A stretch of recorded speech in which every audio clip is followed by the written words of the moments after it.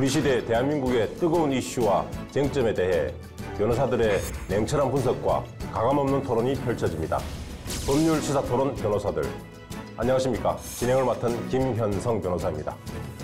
오늘도 저와 함께 이슈 분석과 토론에 임해 주실 두 분의 변호사를 모셨습니다. 자, 인사 나누겠습니다. 안녕하십니까? 안녕하십니까? 안녕하세요. 예. 네, 안녕하세요. 이성환 변호사입니다.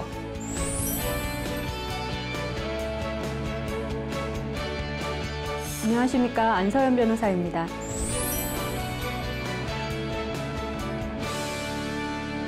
자, 그럼 본격적인 토론에 앞서 우리 사회에서 짚고 넘어갈 만한 이슈에 대해서 먼저 말씀을 나눠볼까 합니다.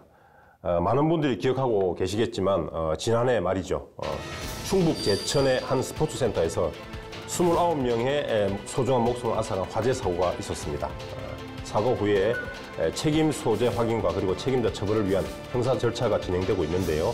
현재 특히 그 중에서도 이제 그 화재 진압과 인명 구조에 투입된 소방관들에게도 그 책임을 물을 수 있는지가 지금 논란이 되고 있습니다.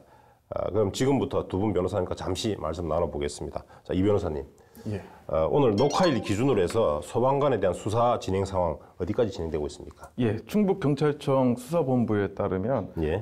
제천 참사 당시 네. 화재 진압과 인명구조 지휘를 소홀히 한 혐의로 예. 업무상 과실치사상으로 입건을 했다고 합니다. 예. 이에 따라서 이상민 전 제천소방서장하고 김종희 지휘조사팀장을 불구속 기소 의견으로 예.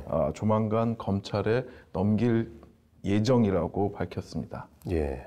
자, 지금 업무상 과실치사상이라는 말이 나왔습니다. 업무상 과실치사상이라는 것은 결국 업무상 필요한 주요 업무를 게을리해서 다른 사람에게 상해를 입히거나 또는 사망에 이르게 하는 경우에 그 가해자를 처벌하는 것인데요. 자, 그렇다면 안 변호사님, 우리 형법상 현재 업무상 과실과 관련된 그런 범죄는 어떤 것들이 있는지 잠시 말씀해 주시겠습니까? 네, 형법이 업무상 과실을 처벌하는 경우에는 예. 과실치사상 아니면 그 작물죄, 예. 교통방해죄, 실화죄 등이 있는데요. 네. 그 업무상 과실의 경우에는 통상의 과실보다 좀 더 중하게 처벌하고 있습니다. 예, 그렇습니다. 방금 말씀하신 대로 업무상 또는 과실치사상죄의 예를 들어보겠습니다. 형법 268조에 나와 있죠. 업무상 과실 또는 중대한 과실로 인하여 사람을 사상에 이르게 한 자는 5년 이하의 금고 또는 2천만 원 이하의 벌금에 처하게 되어 있습니다. 이 사건 관련해서 경찰은 소방합동조사단의 조사 결과와 그리고 타 지역 소방관 또는 소방 전문가들의 진술, 그리고 현장 모습이 담겨있는 동영상 등의 자료를 종합 분석해서 아마 당시 출동한 소방관들에게 업무상 과실치사상죄를 적용하는 것으로 이렇게 가닥을 잡은 것으로 보입니다. 실제로 또 지난달 20일이죠. 이철성 경찰청장도 소방관 몇몇 분에 대해서는 조치가 안일했다고 보고돼 있다라고 하면서 어렵지만 최소한의 책임을 물어야 한다는 판단을 할 수밖에 없다라고 말했죠. 그래서 당시 소방관들에 대한 처벌이 불가피하다는 점을 밝히고 있습니다. 자, 그런데 한편으로는 화재 현장에 출동한 소방관을 조사하고 처벌한다면은 그렇다면 누가 출동을 하겠느냐라면서 진화와 구조에 나선 소방관을 처벌하는 것을 반대한다라는 목소리가 있죠. 특히 이제 의용 소방대원들 중심으로 이런 어떤 주장이 많이 있는 것으로 알고 있는데 두 분은 이게 대해서 어떻게 생각하시는지 이성환 변호사님부터 말씀 듣겠습니다. 이 부분은 그 말 자체, 그러니까 소방관을 처벌한다 이 말에 예. 우리가 매몰돼서는 안 된다고 보여집니다. 예. 이것은 업무상 과실에 대해서 명확한 처벌 기준이 있고요. 예. 그러니까 업무를 수행하는 과정에서 주의 의무를 해태한 부분에 대해서는 책임을 물을 필요도 있다고 생각됩니다. 이 수사기관이나 법원에서도 이 소방관의 행위에 대해서 구체적으로 판단을 할 텐데요. 예. 열심히 최선을 다해서 진압에 참여한 소방관을 처벌하는 것은 아닐 것이고요. 예. 조사 과정에서 밝혀진 명백한 주의 의무 해태만을 처벌하는 것이 아닐까 그렇게 생각을 해봅니다. 예. 자, 우리 안 변호사님 어떻습니까? 사실 이 업무상 과실이라고 할 때 예. 이게 결과를 예견할 수 있었는지, 예. 결과를 회피할 수 있었는지, 예. 그 의무를 다하지 않았는지가 이제 문제 될 텐데요. 예.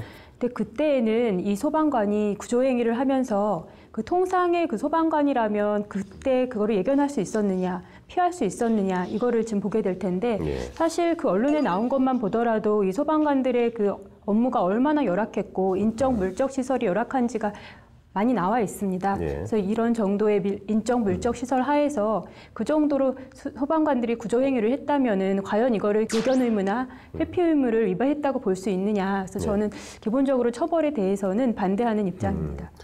두 분의 말씀 종합해 보자면 결국은 어떻게 일률적으로 처벌한다 안 한다의 문제가 아니고 결국은 이제 업무상 또는 이제 그 당시의 상황을 고려했을 때 과실이 있는지 여부를 결국 판단할 수밖에 없다. 그리고 과실이 있다면 결국 처벌될 것이지만 우리 안 변호사님께서는 그 당시에 과실이 이제 있다 보기 어렵지 않겠느냐 이렇게 이제 판단하시는 것 같습니다. 예, 그렇습니다. 우리 소방관이라고 해서 이제 법적 책임을 무조건 피할 수는 없을 것입니다. 책임이 있다면 책임을 져야 될 것이고 그것은 너무나 당연합니다. 다만 우리나라 소방관들의 근무 환경이 지금 매우 열악한 것도 한 사실입니다. 그래서 소방관들의 업무 특성이 기본적으로 이제 희생을 전제로 하는 것은 사실입니다만 그렇다고 해서 너무 무리하고 일방적인 희생만을 요구해서도 안 될 것입니다. 그래서 우리 법적 책임을 묻는 것과 더불어서 근무 환경에 대한 어떤 개선 이런 방안도 같이 논의가 되었으면 하는 그런 바람입니다.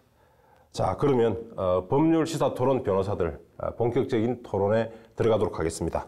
자, 오늘의 주제를 먼저 화면으로 만나보시겠습니다.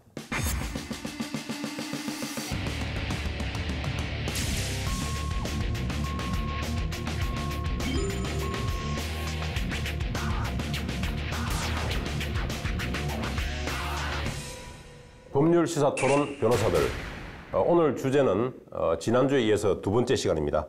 개헌 헌법 개정입니다. 아시다시피 지난 3월 26일 대통령이 개헌안을 공식 발의를 했습니다. 그래서 이에 따라서 우리 지난주에도 우리 프로그램에서 헌법 개정의 절차와 필요성 그리고 대통령의 권력 분산 또 토지 공개념 등에 대해서 이미 토론을 한 바가 있습니다. 자, 오늘은 대통령 개헌안 중에서 지방 분권과 관련된 얘기를 하고자 합니다. 먼저 개헌안 중에서 1조 보면 대한민국은 지방 분권 국가를 지향한다라는 조항을 신설하고 있습니다. 이것만 보더라도 지금 현재 대통령께서 얼마나 지방 분권에 대한 의지가 강한지 잘 보여주고 있는 것 같습니다. 자, 그럼 먼저 두 분께 잠시 질문을 드리겠습니다. 지방자치단체의 우리 중앙정부의 현 권한을 좀 이양하거나 또는 위임하는 어떤 형태의 어떤 지방 분권 이에 대해서 우리 찬성하시는지 반대하시는지 간단히 의견을 밝혀주시기 바랍니다. 자, 이 변호사님. 예, 뭐 기본적으로 결론부터 말씀드리면 예. 저는 찬성하는 입장이고요. 예. 지금 대통령의 권한을 어떻게 분산하느냐 이 부분이 이번 개헌의 최대 화두라고 할 수도 있는데요. 권력 분산의 가장 효율적이고 합리적인 방법이 지방 분권, 그러니까 지방의 권력을 나누어주는 예. 방향이 아닐까 싶은 생각이 듭니다. 또 한 가지 측면은 민주주의 또 현대 사회의 가장 큰 가치는 다원성에 있다고 보여지는데요. 지방 정부가 각자 현실에 맞는 다양한 정책들을 펼치고요. 그 좋은 모델들이 다시 중앙 정부로 도입되는 선순환의 구조가 이루어질 수도 있는 좋은 방향이 아닐까라는 생각을 하고 있습니다. 예, 이 변호사님 권력 분산의 측면에서 그리고 또한 민주주의의 어떤 측면에서 볼 때 지방 분권은 찬성하신다라는 말씀을 해주셨고, 안 변호사님 생각 어떠십니까? 예, 저도 그 지방 분권에 대해서 찬성하는 입장입니다. 우리나라가 워낙 제왕적 대통령제의 하에 있었고 또 그 시민사회 역량에 그런 학습할 필요가 있을 것 같습니다. 우리나라가 정치에 대해서 생각한다 이러면은 TV를 보고 대통령이 해외에 나가면 그걸 이렇게 쫓아보고 이런 것이 다 정치가 아니거든요. 그 자신의 일을 자신이 해가면서 그 성숙된 그 시민사회 역량을 키워나가는 이 경험을 그 지방 분권 제도를 통해서 학습을 할 수 있다고 생각을 하고 그 다음에 지금이 딱 그 헌법 개헌 논의가 이렇게 확장되고 있을 때 이런 논의들을 헌법 규정에 잘 규정을 시켜가지고 개헌이 될 수 있도록 그렇게 됐으면 하는 바람입니다. 예. 우리 안 변호사님은 생활 정치의 측면에서 볼 때 우리 지방 분권이 바람직하다라는 말씀을 해주신 것 같습니다. 자, 두 분 다 지금 지방 분권에 대해서 이제 기본적인 입장 찬성하시는 입장입니다. 그래서 저는 이제 토론을 진행하면서 중간중간에 질문을 하면서 이제 반대하시는 분들의 입장을 소개하거나 또는 거기에 그 논거를 가지고 질문을 간혹 드리기도 하겠습니다. 먼저 이제 지방 분권에서 반대하는 의견도 사실 있습니다. 그것은 왜냐하면 지금 현재 우리 개헌안을 보면은 이게 대한민국은 지방 분권 국가를 지향한다라고 되어 있는데 이것을 두고 사실은 연방제로의 개헌을 하기 위한 것이 아니냐라는 그런 비판도 사실 있는 게 사실입니다. 우리나라의 경우를 본다면은 우리나라는 원래 연방제 국가도 아니었고 또한 이제 단일 국가였죠. 거기다 그 국가의 어떤 사이즈, 영토의 사이즈를 볼 때도 그렇게 큰 사이즈가 아닙니다. 그러니까 이를테면 뭐 미국의 한 주 정도에 불과하다는 그런 의견도 있습니다. 그렇다 보니까 지금 우리가 분권을 논의하는 것이 맞느냐 또는 더구나 여기서 이제 정부와 사회가 진행되면서 사실은 공간의 의미가 사실 많이 사라지고 있는데 그렇다면 더더욱 지방 분권보다는 보다 더 효율적인 어떤 그런 어떤 권한의 분산보다도 오히려 더 공론을 집중해야 될 그럴 필요가 있지 않느냐라는 반론이 있는 것이 사실입니다. 그럼 이에 대해서는 뭐 어떻게 생각하시는지 우리 이 변호사님께 여쭤보겠습니다. 예, 뭐 지금 정도의 지방 분권을 가지고 연방제를 논하는 거는 좀 네, 지금 지나치다고 개헌하는 이 정도 가지고 그러니까 뭐 이거는 굉장히 낮은 수준의 지방 분권이고요. 연방제라는 것은 하나의 주정부를 설립하는 형태인데 연방제와 지방 분권을 마치 동일시하는 듯한 얘기는 좀 논리적으로 맞지 않다고 보여집니다. 이것은 명백한 논리의 비약으로 보여지고요.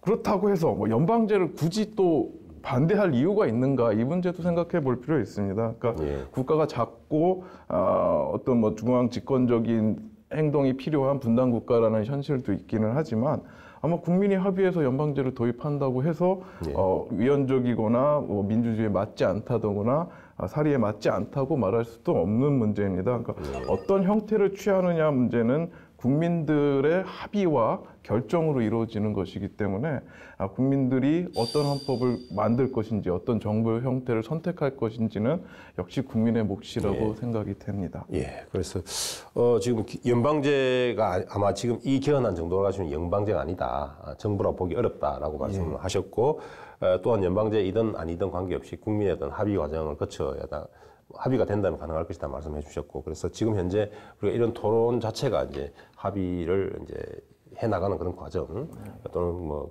국민들의 의견을 수렴하는 그런 과정이 있다라는 말씀을 드리겠습니다. 자, 그럼 지금부터 이제 지방 분권과 관련해서 몇 가지 쟁점을 나누어서 토론을 진행해 보도록 하겠습니다. 사실 지방 분권이라고 한다면은 우리 지방 중앙 집권과 상반되는 개념이죠.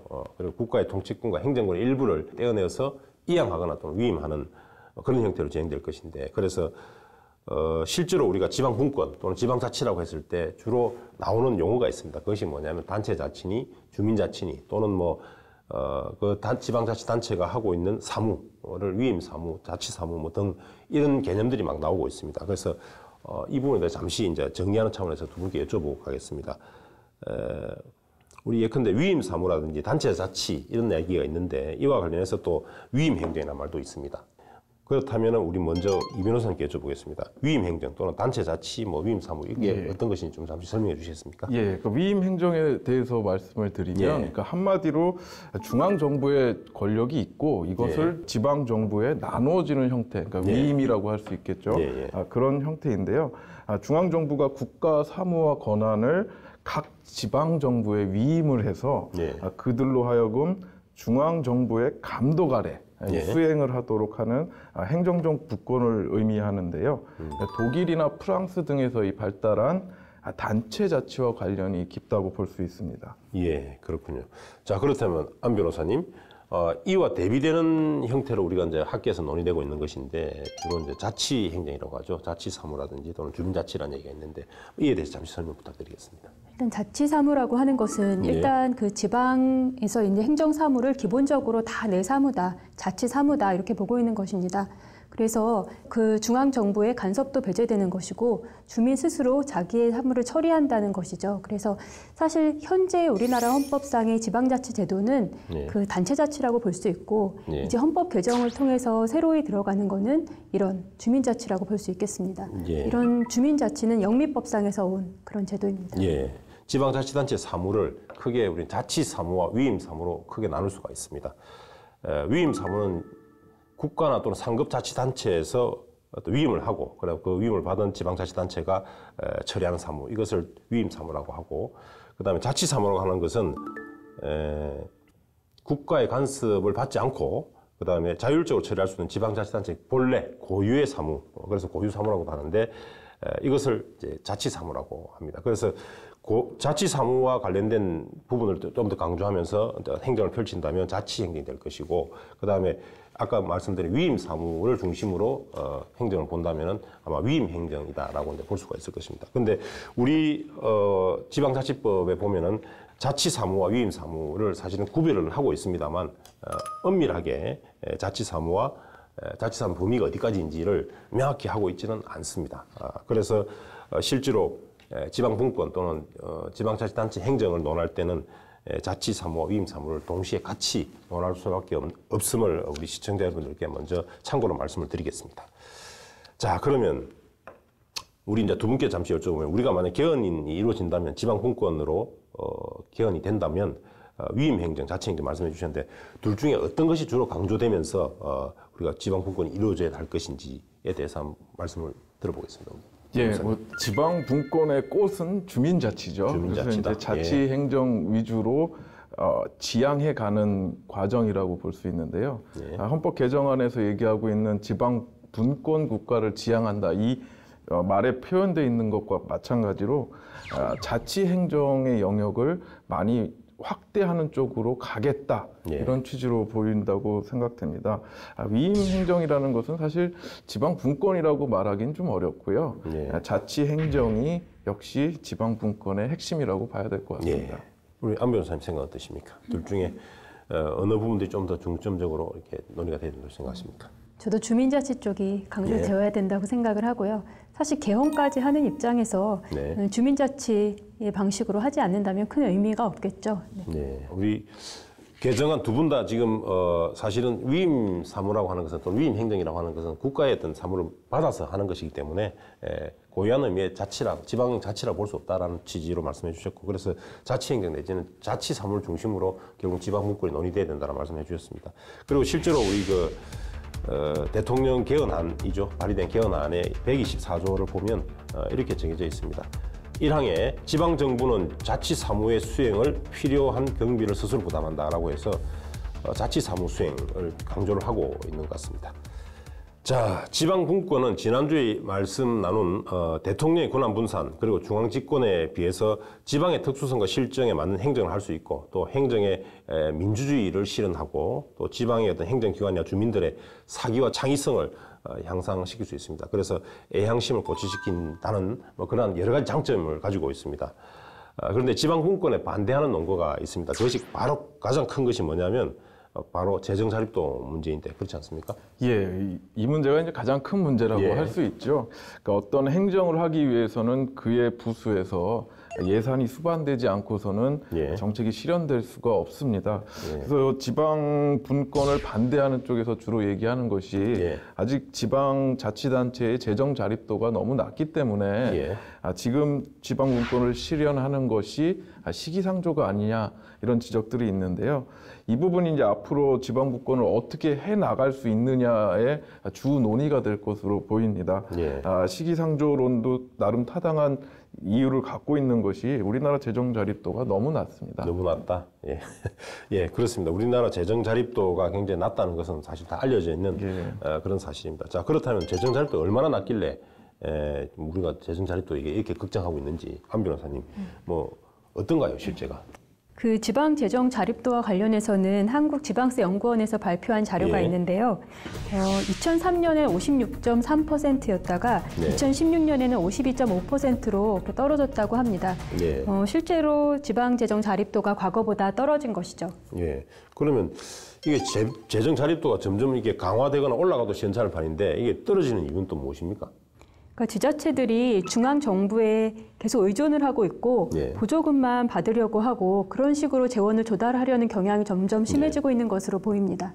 아, 그렇군요. 자, 그렇다면 지방의 재정 자립도를 결국 높이기 위해서는 결국은 지방자치단체의 어떤 재정을 건강하게 또는 건전하게 이제 바꿔야 되고, 그렇다면 결국 세법을 개정해야 되는 것이 아닌가라는 생각이 드는데 어떻습니까, 이번? 예. 이 부분이 이제 앞으로의 주 과제가 될 것으로 생각이 됩니다. 그러니까 세법 개정을 하지 않고서는 네. 지방 분권을 실현할 수 없다, 이렇게 단언해도 할 수 있는 수준이죠. 그 현재 그 국세와 지방세 비율이 한 8대2 정도 되는데요. 8대2. 이 문제 때문에 실제로 문재인 대통령도 이 8대2 수준의 국세와 지방세 비율을 7대3 정도를 거쳐서 궁극적으로는 6대4 수준까지 개선해야 된다. 뭐 이런 취지의 얘기를 했고요. 국회 개헌특위 자문위원회도 헌법안에 이 지방 정부의 재정권 조항을 마련하기로 했습니다. 예. 자, 그렇다면 말씀하신 대로 현재 우리 8대2 수준에 있는 국세와 지방세 비율을 지방자치단체 좀 더 할애를 해가지고 6대4 또는 7대3으로까지 개선하자라는 의견이신 것 같은데, 그렇다면 행정안전부가 이제 이에 대해서 반대 의견을 표명한 것으로 알고 있습니다. 안 변호사님, 구체적으로 어떤 이유로 행정안전부는 이에 대해서 반대를 하고 있는 것인가요? 행정안전부는 기본적으로 그렇게 비율을 높이거나 낮춘다고 크게 영향을 끼친다고 생각하고 있는 것 같지 않습니다. 그러니까 행정안전부는 지자체에서 직접 걷는 세금 자체를 올려야 이렇게 문제가 해결되고 재정 자립도가 올라가는 것이지, 국가에서 그 비율을 약간 조정해 준다고 해서 근본적으로 해결된다고 보질 않는 것 같습니다. 그러면 이제 뭐 지방세와 국세를 이제 사실 국세를 걷어가지고 그것을 지방에 조금 더 할애해주는 이런 식으로 이제 나눠 먹는 거, 이런 게 이제 우리가 흔히 말하는 공동세라고 하는 것인데, 이런 문제로 해결될 것이 아니다. 그래서 지방세가 직접 지방에서 직접 거둘 수 있도록 하자, 뭐 이런 취지로 읽힙니다. 그렇다면 이제 우리 이제 실제로 예산과 관련된 부분은 이제 기재부에서 주로 담당하고 있지 않습니까? 그럼 기재부 의견은 어떤가요? 사실 기재부는 이제 국가의 재정을 직접 담당하는 곳이고, 그렇기 때문에 지방세를 이렇게 조정하는 것보다는 그 비율을 약간 그 공동세의 비율을 좀 조정해주는 정도로 지방세 문제를 해결하려고 했던 것 같습니다. 반면에 행정안전부는 기재부와 달리 지금 지방자치단체의 편을 좀 들어주려는 그런 상황이거든요. 그래서 기재부는 처음에는 공동세의 비율을 늘리거나 조정하는 것, 그 정도로 했었고, 그 행정안전부는 직접 그 지방소득세를 늘리되 단 그 소득세나 법인세를 좀 전체적으로 낮추는 방향으로 해가지고 그 증세를 너무 막는 세 부담 증세를 막는 것을, 그런 식의 방법을 택했던 것으로 보입니다. 자, 그럼 지금 보면은 결국은 이제 처음에 우리 행정안전부의 어떤 의견과 그다음에 기재부의 의견이 서로 조금 달랐던 것 같은데, 결국은 그게 아니고 어쨌든 지방세를 결국 같이 걷자라는 쪽으로 지금 그렇습니다. 의견이 모아지는 것 같습니다. 그렇죠? 아직 결정된 건 아닙니다만 논의가 있는 것 같습니다. 그러니까 결국은 정세네요. 세금을 거둘 수밖에 없는 그런 상황이 됐습니다. 그렇죠? 사실 이제 지방 분권의 어떤 전제가 되는 것 중에 하나가 결국 지방의 어떤 재정 자립도입니다. 그리고 또한 재정 자립도를 높이기 위해서는 결국은 지방세를 걷어야 될 수밖에 없다, 정세할 수밖에 없다라는 것이거든요. 이 부분에 대해서 우리 이 변호사님 어떻게 생각하십니까? 뭐 실질적으로 지방 분권과 증세는 연관이 없다고 생각이 됩니다. 그동안에 중앙정부에서 가져가던 세율과 지방정부가 가져가는 그 비율을 조정하자는 문제인데, 그 과정에서 지방소득세를 어떻게 할 것이냐, 뭐 부가가치세를 뭐 지방세로 돌릴 것이냐, 이런 세목 조정의 문제이고, 이게 사실상은 증세와는 큰 관련이 없다고 보여지는데요. 근데 이제 지방분권을 실현하는 과정에서 증세가 있을 수는 있겠죠. 그러니까 완벽한 조정이 불가능하다고 한다면 재정 자립도가 너무 낮은 지역에서는 또 뭐 그거에 관한 세금 조정이 있을 수도 있는 그런 논의가 이제 생길 수도 있는데, 지방분권 자체와 증세를 연관시키는 것은 좀 맞지 않다, 이런 생각이 있습니다. 안 변호사님 생각 어떠십니까? 증세 이제 반드시 필요한 것인가요? 아까 말씀드렸다시피 기재부는 그냥 국가의 그 공동세를 비율을 조정하는 정도로 끝내려고 했었는데, 그게 잘 논의가 되지 않고 있는 입장에서 지금 기재부도 그냥 지방소득세를 늘려라, 이 정도로 지금 하고 있거든요. 그래서 지금 행정안전부나 기재부나 지금 지방세를 늘리자고 하는 데에는 거의 일치가 되고 있는 것으로 보입니다.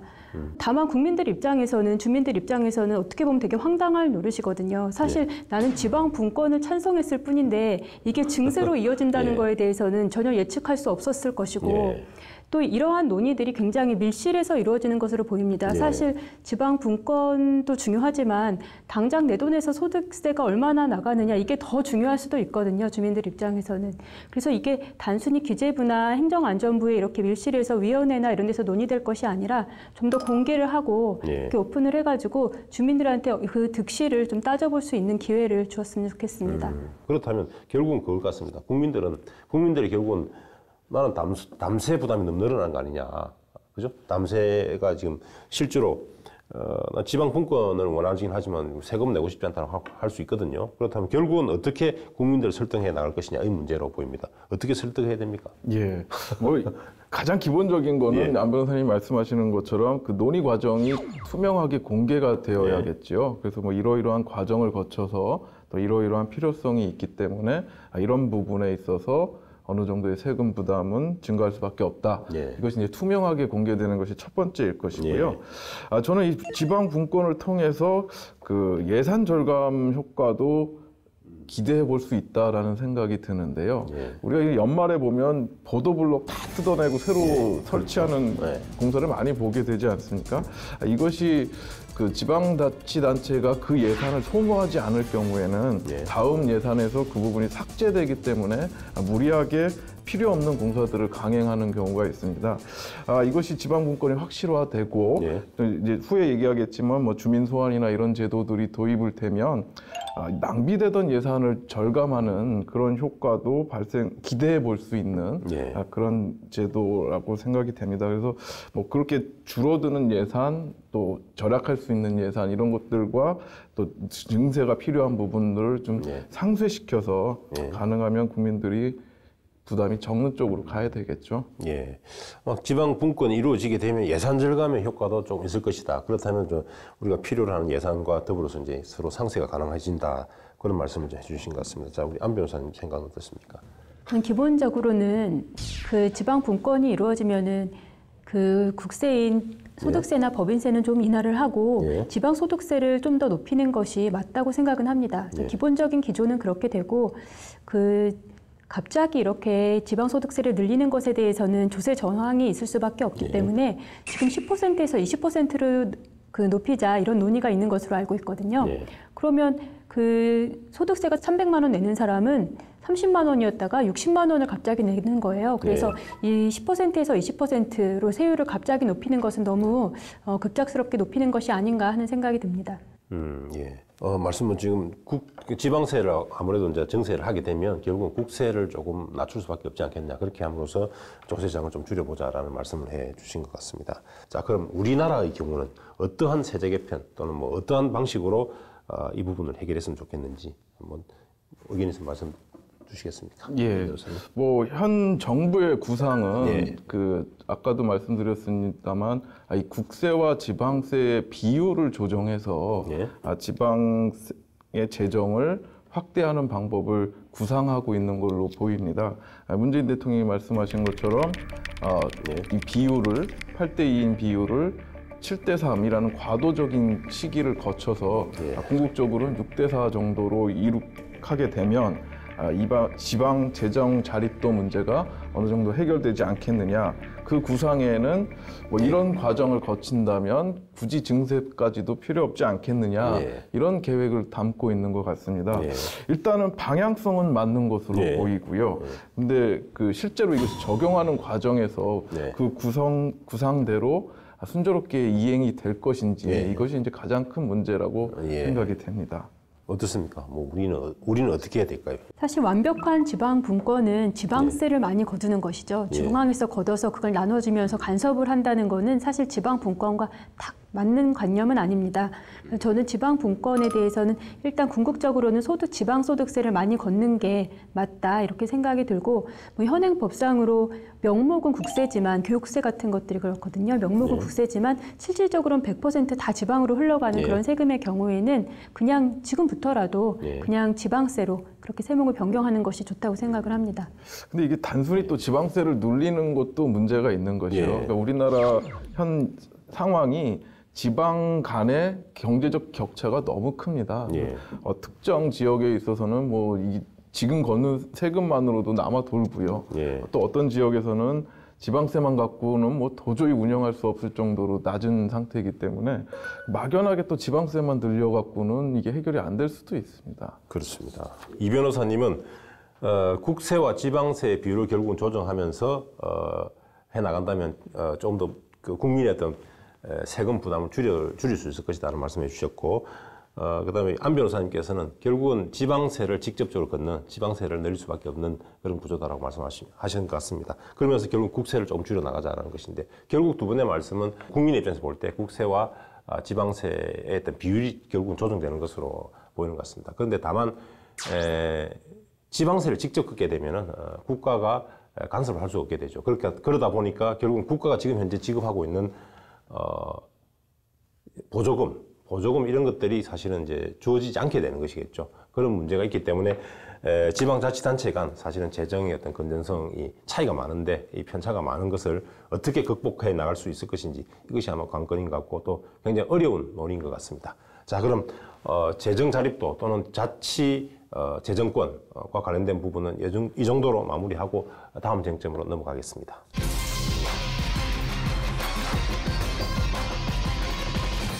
법률 시사 토론 변호사들, 오늘 주제는 개헌입니다. 그중에서도 지방 분권을 중심으로 얘기를 나누고 있습니다. 자, 지방 분권에서 자치재정권이죠. 자치재정만큼이나 중요한 것이 바로 자치입법권입니다. 자치입법이 중요한데 먼저 이 대통령의 개헌안이죠. 개헌안을 보면 자치입법권과 관련해서 변경된 부분이 있습니다.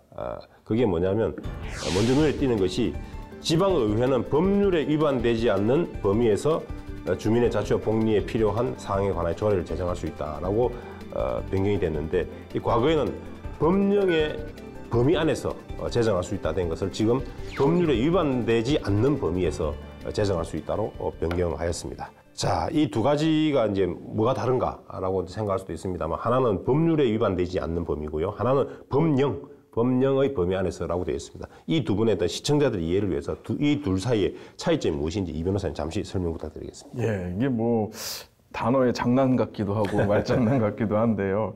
그러니까 그 말이 그 말 같지만은 이제 큰 의미가 있고 이제 정부가 그렇습니다. 지향하는 지향점이 드러나는 부분이라고 할 수 있습니다. 그러니까 법령의 범위 안 이것은 법에서 이러한 법령에서 이런 범위를 정해주고 이 안에서 조례를 제정해라 이런 취지였다면 이번에 변경되는 법률에 위반되지 않는 범위 이것은 법률이라는 근간이 있고 이 근간을 해치지 않는다면 조례를 제정할 수 있다라는 취지입니다. 약간 법적인 측면에서 본다 이렇습니다. 법령의 범위 안이라고 한다면 법과 령이죠. 그래서 법률과 대통령령입니다. 그래서 법률과 대통령령이 어떤 범위를 정하고요. 거기에 맞춰서 또는 이제 그 지방자치단체가 조례를 정할 수 있도록 그렇게 돼 있고, 법률이 위반되지 않는다고 한다면 결국 법률은 국회가 정하는 법률입니다. 그래서 여기서 중요한 것은 대통령이 빠진다는 것이죠. 그래서 과거는 예를 들면 현재는 법률과 명령 또는 대통령령으로 되어 있기 때문에 행정부가 대통령이 결국은 지방자치 단체의 어떤 조례를 제정하면서 굉장히 간섭하는 꼴이 됩니다. 그런데 이제 법률이 위반된다. 법률이 위반되지 않는 범위 내에서라고 한다면은 국회의 어떤 법률 외에 대통령의 간섭을 배제할 수 있다. 중앙정부의 간섭을 배제할 수 있다는 큰 의미가 있습니다. 자, 그렇다면 우리 이 개헌한 내용에 대해서 또 실제로 지방자치단체를 굉장히 이제 강하게 주장해 오신 분들의 어떤 의견이 그렇습니다. 온전한 의미의 지방분권을 하려면 지방정부한테 법률 제정권을 부여해야 된다. 또는 뭐 법률 제정권까지 확대해야 된다는 말이 있습니다. 결국 이게 무슨 말이냐면 지역의 문제를 국회처럼, 그죠? 국회처럼 법률을 정해서 스스로 정할 수 있도록 해야 되지 않겠느냐, 해야 된다라는 그런 취지의 어떤 주장인데요. 이에 대해서 의견이 어떠신지. 자, 과연 지방 정부에도 국회에 준하는 국회와 같은 법률 제정권을 부여해야 되는 것인지 어떤지 한번 여쭤보겠습니다. 이 변호사님 생각 어떻습니까? 예, 뭐 지방 분권이 활성화돼서 지방 정부의 권한이 점점 확대된다면 전국적으로는 법률 제정권까지 갈 수는 있겠지만 현재 개헌안에서 얘기하고 있는 것은 법률 제정권을 주지 않는다라는 것이 명시돼 있다고 보여집니다. 우리가 법을 볼 때 법률이 있고 시행령, 시행규칙 그렇죠. 이런 것들이 있죠. 그러니까 아마 이 시행령, 시행규칙에 준하는 것들을 지방정부에 주겠다라는 취지로 보이고요. 조례로서 법률을 건드려서는 안 된다. 지방의회가 법률 제정권을 갖는 것까지는 원치 않는다라는 취지의 개헌안으로 보입니다. 그래서 제 생각으로는 이 개헌안이 맞다고 보여지고요. 타당하다. 예, 그러니까 현재로서는 법률 제정권까지, 그러니까 지방 분권이 어느 정도로 성공을 할 수 있을지 예. 이 여부도 불투명한 상황에서 지금 과도적으로 지방 분권을 시험하는, 예. 한번 해보는 정도의 개헌안인데요. 이 정도 수준에서는 법률까지는 아니고 시행령, 시행규칙에 준하는 정도의 조례 제정권을 주는 것이 가장 바람직한 상황이라고 여겨집니다. 근데 그 문재인 대통령은 그냥 한번 해보는 정도의 지방 분권 이렇게 말하지 않았거든요. 예. 연방제 수준의 지방 분권 제도를 시행하겠다고 네. 했습니다. 그런데 연방제 수준이라고 한다면 법률을 제정하는 정도는 되어야 된다는 것이 제 생각입니다. 예.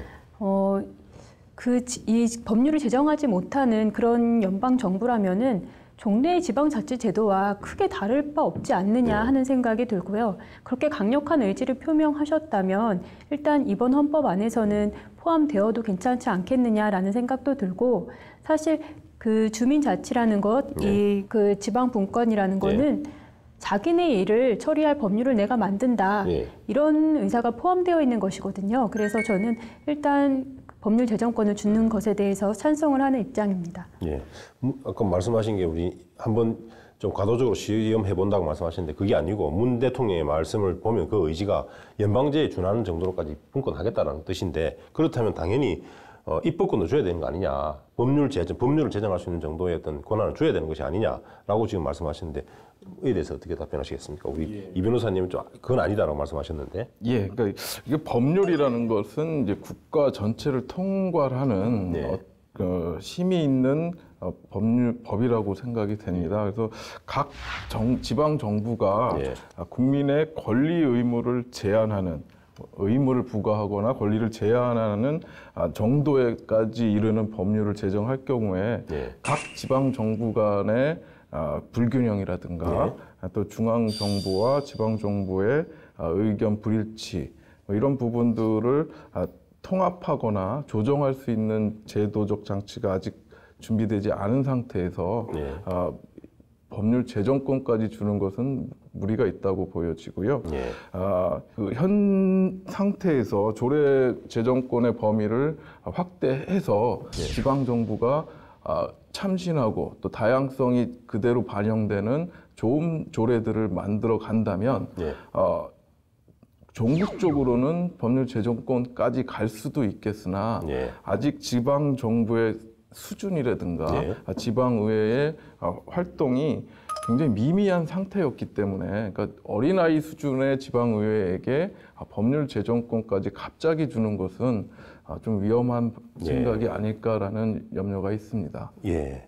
우리 만약에 이 변호사님은 지방에게 이제 법률 제정권을 준다고 한다면, 완전하게 준다면은, 그럼 지방 간의 어떤 불균형, 어떤 규율함이 있어가지고 그런 것들이 발생할 것이다라는 취지로 말씀해 주셨고, 그래서 아마 우리 지금 헌법에도 지금 나와 있듯이 권리를 제한하거나 의무를 부과할 때는 법률의 위임이 있어야 된다라고 지금 하고 있거든요. 그래서 사실은 이것도 좀 이런 타당한 부분이 있습니다. 자, 그럼 지금 우리 안 변호사님은 권리를 제한하거나 또는 의무를 부과하는 경우에도 법률의 위임 없이, 관계없이 조례로서 전부 다 제정할 수 있어야 된다라는 취지의 말씀이신데 그렇습니까? 불균형 이런 문제는 어떻게 해결하시겠습니까? 일단 불균형이나 그런 경우에는 별도의 조치를 취해야 되겠죠. 별도의 통제 방안은 마련되는 것은 별도로 하고라도 일단 법률 제정권은 있는 게 맞고, 지금 현재 법률에는 법률을 위반하지 않는 범위 안에서, 범위 내에서 이렇게 되어 있는데, 그것뿐만 아니라 지금 권리 제한이나 의무를 부과하는 경우에는 법률의 위임이 있어야만 된다고 하고 있어요. 그렇게 된다면 사실 이 권리 제한이나 의무 부담의 규정이 이런 제한이 있기 때문에 법률을 위반하지 않는다는 범위 내에서라는 이 규정 자체가 굉장히 무의미해졌다고 저는 생각을 합니다. 현재 개정안보다 오히려 더 확대해서 일단 법률 제정권을 주는 것이 맞다고 생각을 합니다. 완전한 입법권을 주자. 그래서 이제 국회에서 법률 제정에 준하는 정도 주자라는 말씀이시고, 그래서 뭐 불균형의 문제는, 지방 간 불균형 문제는 다른 장치로 좀 조정해야 된다, 이런 말씀을 해주신 것 같습니다.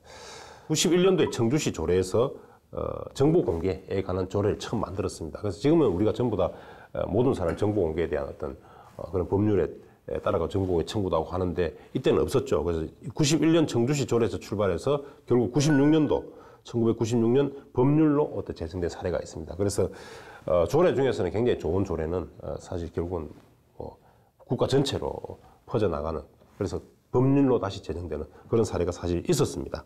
자, 그렇다면 이와 관련해서 이제 이런 사례를 두고 볼 때 국회와 그다음에 이제 지방의회 간의 어떤 입법권의 조정 문제 또는 어느 정도 범위까지 서로 이양을 해줘야 되고 또 어느 정도 범위까지는 국회가 간섭을 해야 되고 막 그런 부분에 대해서 또 두 분은 어떤 생각 가지고 계신지 잠시 한번 여쭤보겠습니다. 우리 이 변호사님께 여쭤보겠습니다. 예, 말씀하신 예가 이제 아주 좋은 예라고 할 수 있는데요. 이런 식으로 지방 분권이 활성화돼서 지방의회가 좋은 조례들을 제정하기 시작한다면 우리가 미처 생각하지 못했던 좋은 조례들이 많이 개발될 것으로 생각이 됩니다. 각 지방의 특성에 맞게 제정된 조례지만 이것이 다른 지방이나 중앙정부 전체를 필요로 하는 그런 조례들이 있을 수 있기 때문에 이런 좋은 조례들을 개발해서 그것이 국가가 반영을 해서 더 많은 국민들이 좋은 혜택을 얻을 수 있는 그런 선순환이 계속 이루어질 것으로 기대를 하는데요.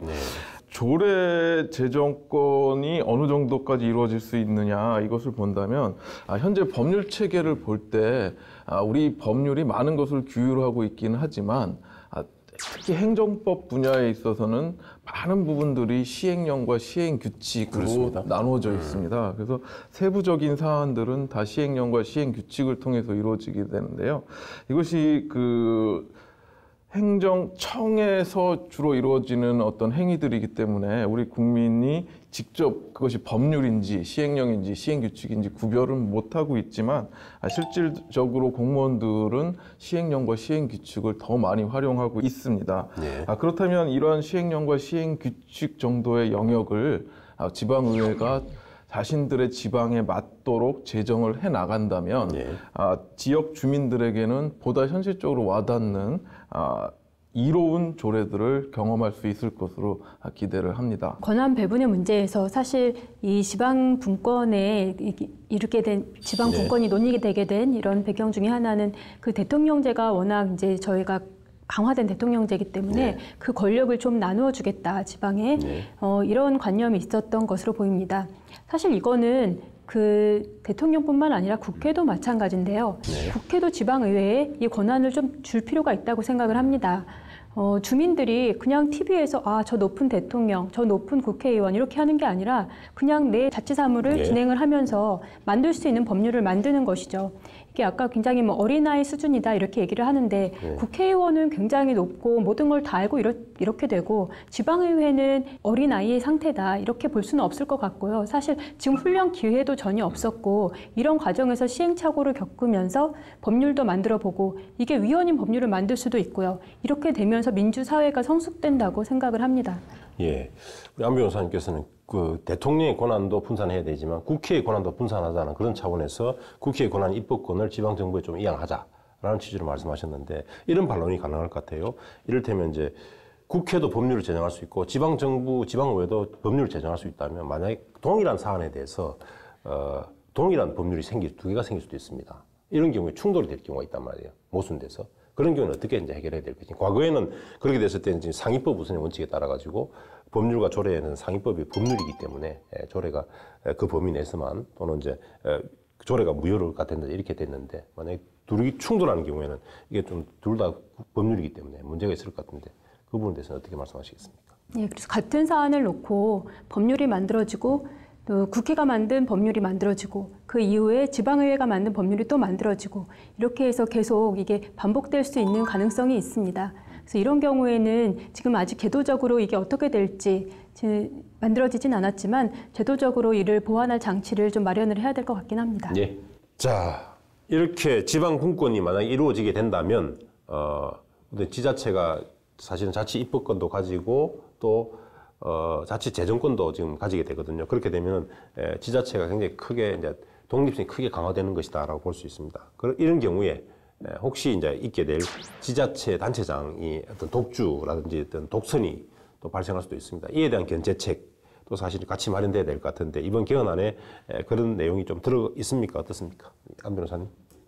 그 지방 정부의 그 막강한 권한을 준 만큼 지금 지방 정부의 부패나 독주를 주민들이 직접 견제할 수 있는 그런 제도적 장치들도 마련을 했습니다.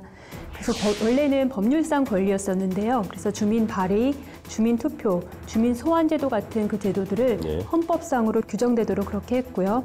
그다음에 국가자치분권회의라는 기구를 두어서 지방자치 그 균형 발전 그거에 대한 사안을 심의할 수 있도록 그렇게 했습니다. 그리고 지방자치 관련 법률안은 그 국회 중앙에서 그냥 알아서 하는 것이 아니라 지방정부에 통보하고 지방정부가 의견을 낼 수 있도록 이런 예. 제도를 두었습니다. 자, 오늘 토론의 이제 마지막 쟁점이 되겠습니다. 우리 대통령 개헌안에 제 3조죠. 3조 2항에 새로 신설된 조항입니다. 대한민국의 수도에 관한 사항은 법률로 정한다라고 했습니다. 자, 우리 개헌안을 발표하면서 대한민국의 기능 분산이나 국가 기능의 분산이나 또는 정부 부처 등의 재배치 등의 어떤 필요가 있고 또 나아가서 수도 이전의 필요성이 대두될 수 있으므로 이번 개정을 통해서 수도에 관한 우리 대한민국 수도에 관한 사항을 법률로 정하도록 하였습니다. 이런 식으로 해서 우리가 지금 개헌안에 들어와 있는데요. 또 실제로 과거에 우리가 헌법재판소에서 수도 이전을 내용으로 하는 법률이 있었죠. 이것이 위헌이라는 헌재 결정이 있었습니다. 그래서 논란이 되고 있는데요.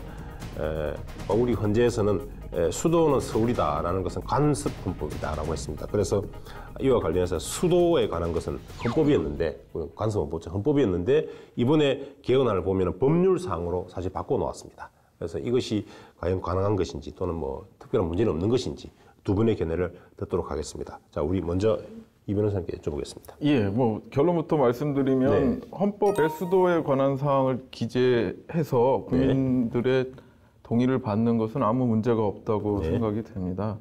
이제 과거에 헌재에서 이제 관습헌법이라는 얘기를 했었는데요. 우리 법률의 영역들을 살펴보면 우리 사회에서 간섭적으로 행해지던 여러 가지 법칙들이 다 성문법으로 입법화되는 과정을 거친 것이지요. 마찬가지로 헌법도 수도가 서울이라는 것이 관습적으로 존재했다면 이것이 성문법, 그러니까 입법으로 명문화할 수 있는 것이지요. 그래서 국민들이 관습에 대해서 어떤 평가를 내린다면 그것이 변경이 가능한 것이고요. 또 앞으로 사회가 어떻게 변할지 모르는 상황인데 수도 서울이 몇천 년 동안 계속 서울만 있어야 된다라는 논리도 그렇죠. 사실 좀 어렵다고 보여집니다. 그래서 여러 가지 논쟁과 그 분쟁이 있기 때문에 헌법의 이 부분을 명확히 해서 추후 국민들의 여론 수렴이라든가 국회의원들의 논의를 통해서 법률로 수도를 정할 수 있도록 하는 조항은 합리적인 제안이라고 생각이 됩니다. 저도 이건 헌법 안에서 저는 제대로 잘 규정되었다고 생각을 하고요.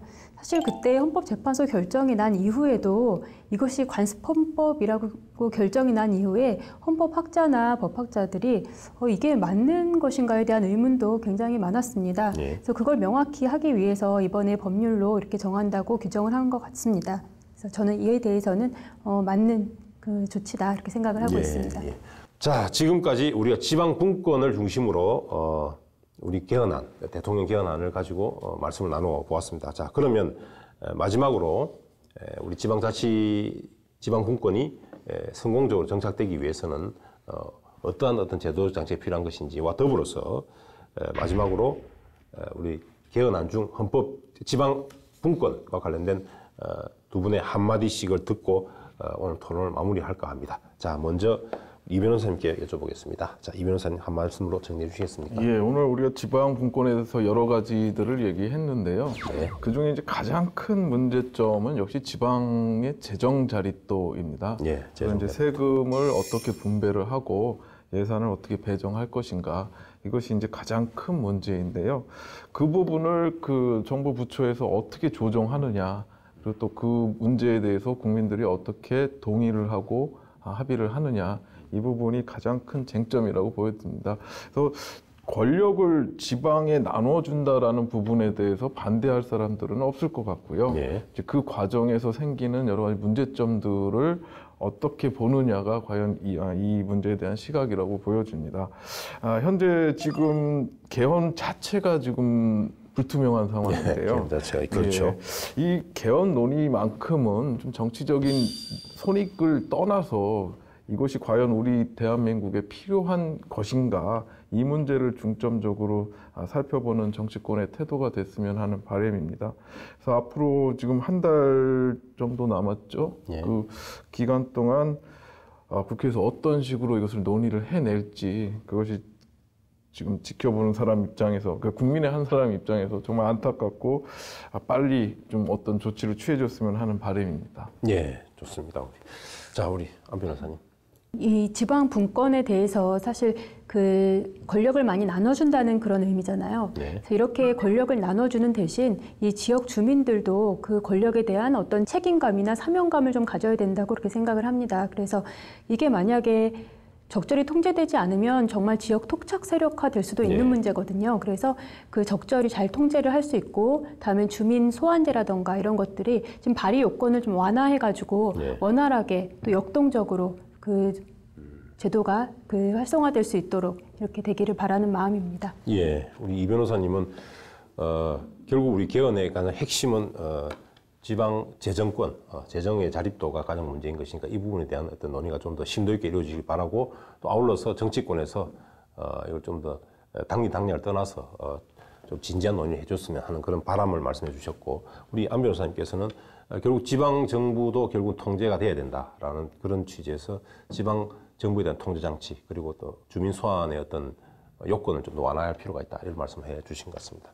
자, 두 분 말씀하신 대로 우리 정치권은 물론 국민 여러분들께서도 우리 지금 진행되고 있는 개헌 논의에 대해서 좀 더 관심을 가지고 보다 더 진지하게 접근하는 그런 어떤 논의의 장이 계속 열리기를 바라면서 오늘 토론과 이슈 분석을 모두 마치도록 하겠습니다. 지금까지 열띤 토론과 또 분석을 해주신 우리 두 분 변호사님께 인사드리면서 마무리하겠습니다. 자, 우리 두 분 고생 많으셨습니다. 감사합니다. 감사합니다.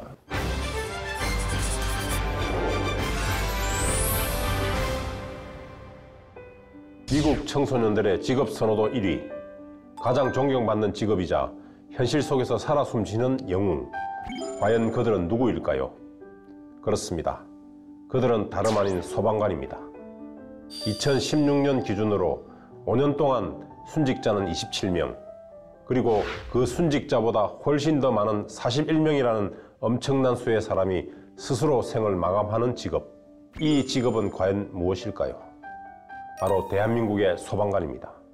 최근 충남 아산의 소방관 3명이 도로 위에 강아지를 포획해달라는 신고를 받고 출동했다가 트럭에 치여 숨지는 안타깝고 어처구니 없는 사고가 발생했습니다. 더군다나 3명의 소방관 중에는 임용을 앞둔 이도 있었고 소중한 생명을 임신한 예비 엄마도 있어 안타까움을 더하고 있습니다. 그깟 강아지가 뭐길래 라고 말하는 분도 계시겠지만, 더 중요한 것은 같은 사건이 재발하지 않도록 대책을 마련하는 일일 것입니다. 경기도 재난안전본부의 지난해 구조활동 분석 결과에 따르면 벌집 제거나 잠금장치 개방 등 생활안전 구조 건수가 전체 구조 건수의 63%가량을 차지했다고 합니다. 이 가운데 고양이 등 유기동물 보호 요청과 같은 비긴급 상황에 대한 출동 건수가 32,700여 건이나 되었다고 하는데요.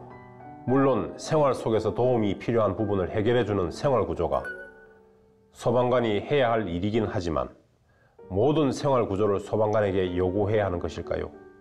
이번 기회에 긴급, 비긴급 상황에 대한 기준을 제대로 마련하거나 아예 긴급 상황에 대한 정의부터 새롭게 내려야 할 것입니다.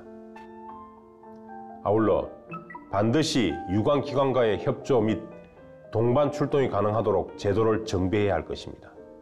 이번 사건만 보더라도 순찰 차량이라도 함께 출동했더라면 소방관 3명이 희생되는 일은 발생하지 않았을 것입니다. 또한 소방관이 순직할 때마다 매번 제기되는 소방관의 근무 환경과 처우 문제. 그러나 여전히 부족한 인원과 노후한 장비와 함께 생명의 위협을 물어쓰고 하루 평균 7,000여 회를 출동하는 소방관들. 정말 이들에게 최소한의 안전을 보장해 주는 것이 그렇게 힘든 일인지 묻고 싶습니다. 오늘은 어느 소방관의 기도라는 시의 한 구절을 들려드리며 마무리할까 합니다. 제가 부름을 받을 때는 신이시여, 아무리 강력한 화염 속에서도 한 생명을 구할 수 있는 힘을 저에게 주소서. 너무 늦기 전에 어린아이를 감싸 안을 수 있게 하시고 공포에 떠는 노인을 구하게 하소서. 저에게는 언제나 안전을 기할 수 있게 하시어 가냘픈 외침이라도 들을 수 있게 하시고 신속하고 효과적으로 화재를 진압하게 하소서. 그리고 신의 뜻에 따라 저의 목숨을 잃게 되면 신의 은총으로 저의 아내와 가족을 돌보아 주소서. 법률 시사토론 변호사들, 오늘 준비한 시간은 여기까지입니다. 저희는 다음 주에도 우리 시대 대한민국의 가장 뜨거운 이슈와 함께 냉철한 인생의 소유자 변호사들과 함께 다시 돌아오겠습니다. 감사합니다.